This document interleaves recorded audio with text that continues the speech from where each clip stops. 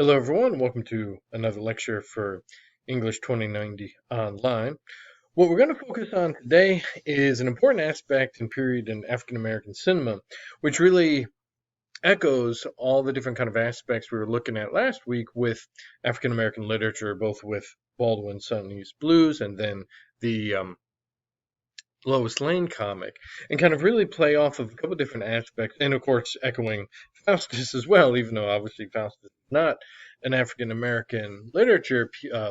When we see Ruta Ray Moore's adaptation of Faustus, it's going to fit in with a lot of important aspects that relate to the 50s, 60s, 70s of African American culture. So, before we talk about blaxploitation, we need to talk about exploitation genre, which was an important genre pretty much since film began. So, when we look at the core aspect of what we call exploitation cinema, it's thriving from the 1920s to the 1980s.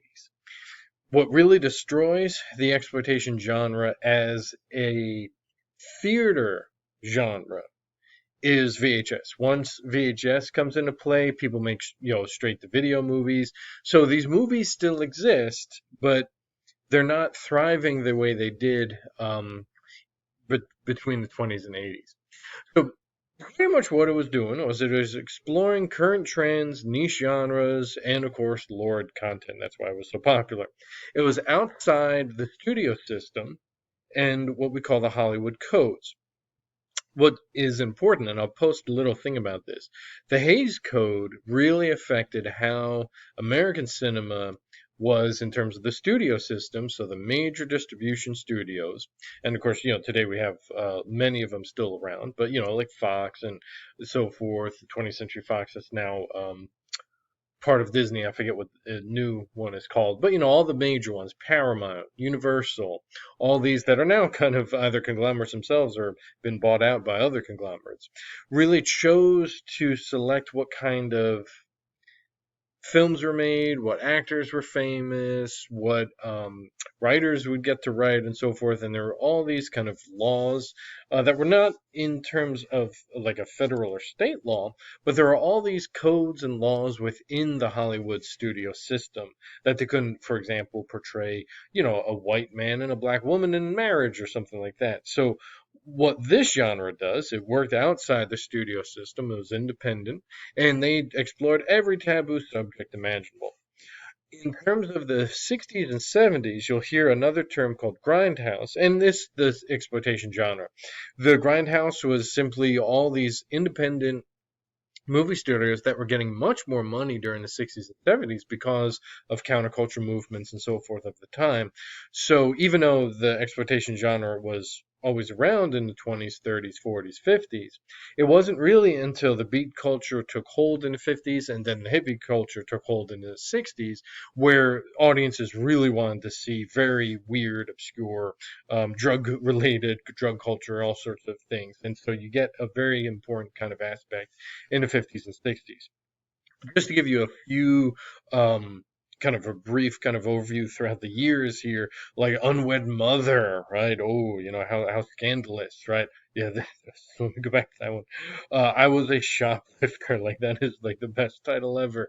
All these things are the early 20s, 30s. Reefer Madness is probably the most famous one of these from the 20s and 30s exploitation genre. And again, exploring drug content, sex content, all sorts of things, even just juvenile delinquency.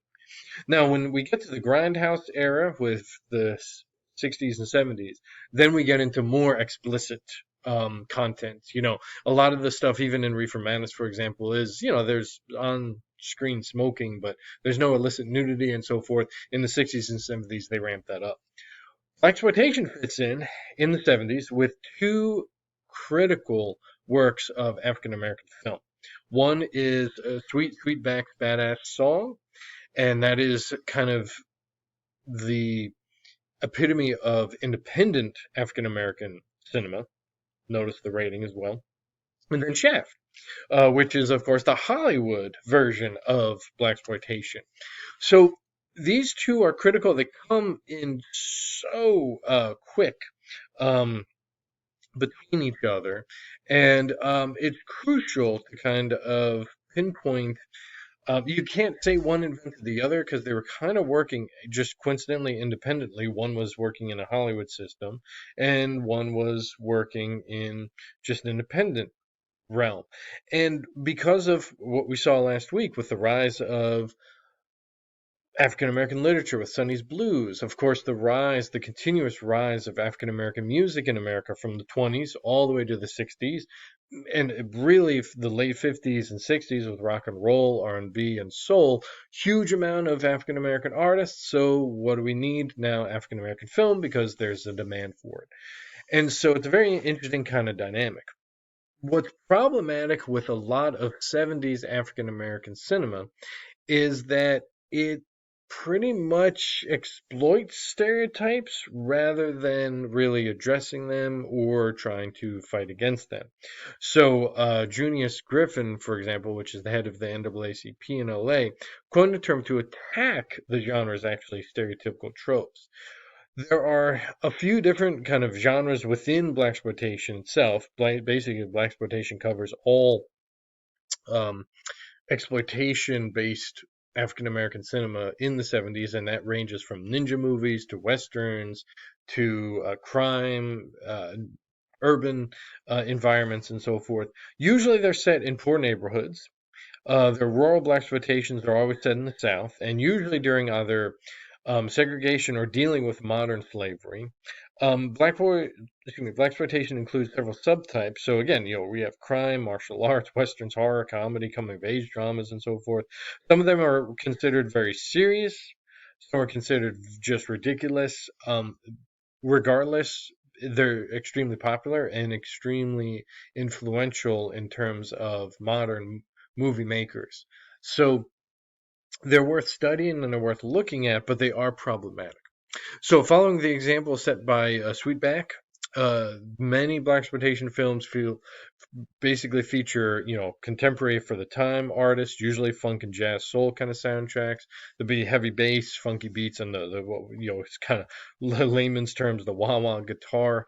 So it's again a very important aspect, but it gives money to black artists. But again, it reinforces stereotypes and so forth. So, very famous critics, if you're interested in this kind of genre, a lot of critics to read would be Afeni Sakor, William Lynn, and then Ezna Zine. They see the genre as black empowerment. Others, Donald Bogle and Addison Gale, assert that it reinforces black and white stereotypes. So even in the African American scholarship, there's still a lot of debate with these films.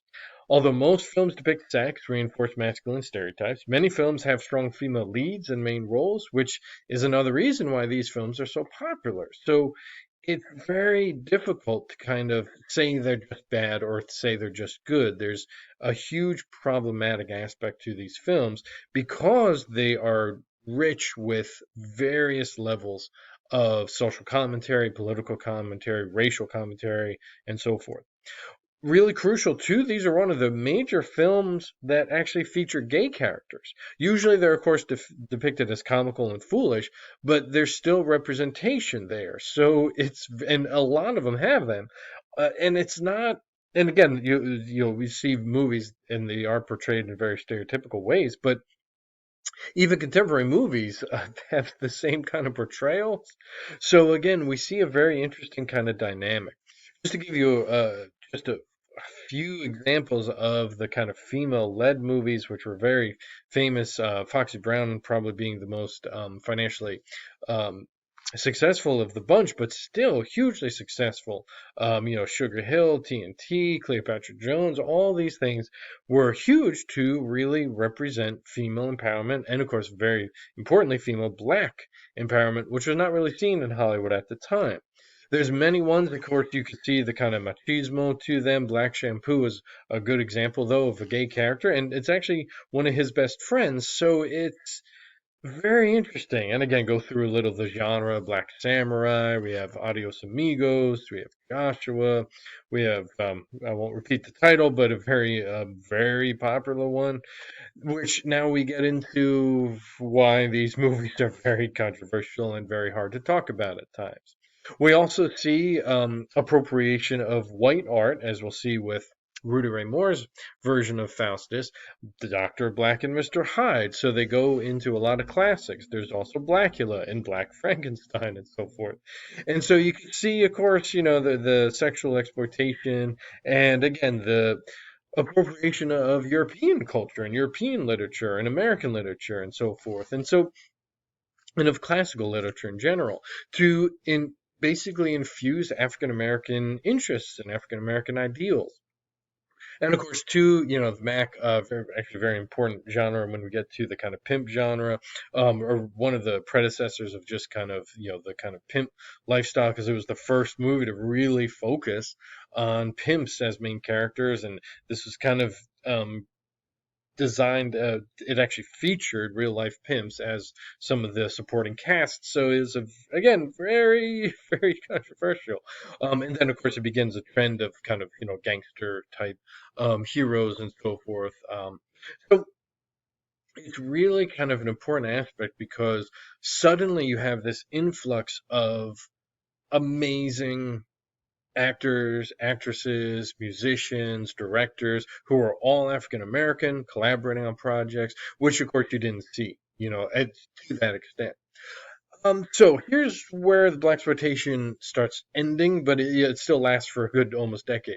So the NAACP, the Southern Christian Leadership Conference, and the National Urban League joined to form the Coalition Against Blaxploitation in '72. So like basically within a year of those early films, already there's huge backlash. So what they are basically saying is, and it definitely succeeds, right? In influencing the public in Hollywood in 1975 with terrible films one's called Mandingo, and this one is really the end of the high interest in blaxploitation because of this. Because initially it's all black people doing black art. Mandingo was written, directed, and produced by white men, and it was basically promoting slavery as sexy. So that once white people start trying to mimic these films, that's when the genre ends. It really falls out of favor entirely in 1980 because then we get rise of legitimate type of black artists not wanting to explore just conversational or excuse me controversial topics just for the sake of shock value. They actually want to treat these things very seriously and not be so campy and so forth. And so then we really get the end of blaxploitation. So it's an important genre, but it's so hard to grapple with a lot of times because it's complex, right? It's awesome because it does give artists that would never have been able to make money in the 60s and 50s and nowhere in making money in the 20s in terms of American cinema. But it also, again, is very controversial and very problematic in terms of portrayals and so forth. We see the influence, though, of blaxploitation even today. So much of modern hip hop culture relies on a lot of blaxploitation tropes. Even movies, even more legitimate movies, for example, like Spike Lee, when he's creating a lot of his works, still echoes some of the kind of motifs and things that you see in blaxploitation. Again, Quentin Tarantino with Django, which was again a remake of a western, but with an African American type idea. Again, so many rap artists still today kind of really take on a lot of the motifs that blaxploitation created and reinforced and so forth.